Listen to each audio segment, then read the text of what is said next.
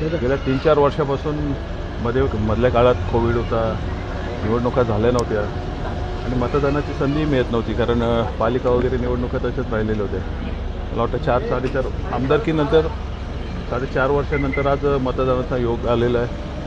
तसं मी बजावलं तसंच अनेक ठिकाणी लोकांमध्ये उत्साह दिसतो मतदान बजावण्याचा, आणि मला वाटतं यावेळेस टक्केवारी वाढलेली दिसते.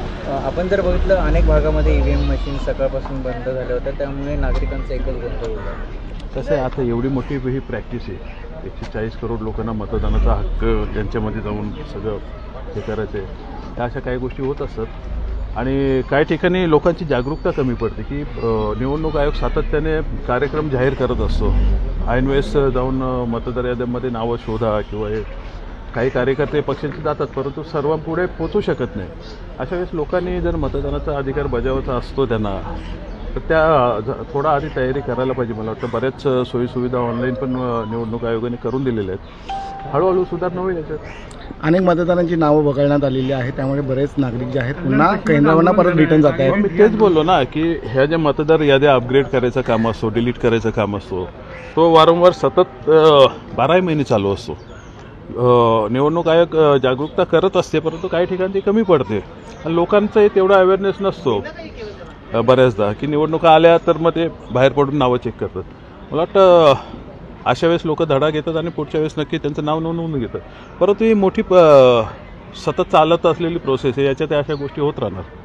मला वाटतं या याद्या फिल्टर केलेल्या आहेत. तुम्ही बघाल तर दिवा विभागात बरीच नावं दुबार होती. म्हणजे मी एकदा आम्ही असंच एक ड्राईव्ह घेतलेला माझ्या इलेक्शनच्या आधी, तेव्हा एक नाव मला 168 वेळा दिसलं.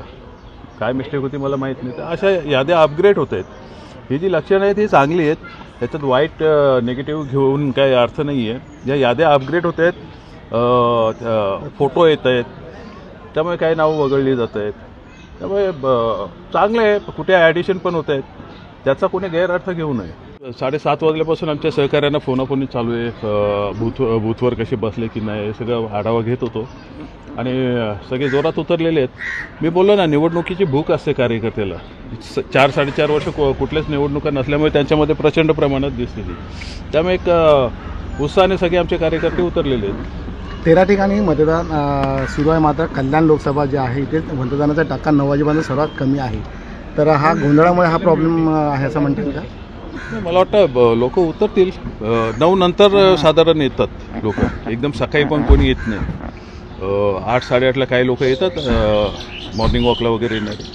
परंतु त्यानंतर मला वाटतं 12 नंतर टक्केवारी आल्यावर त्याच्यावर भाष्य केलेलं योग्य राहील. टक्का वाढेल यावेळेस.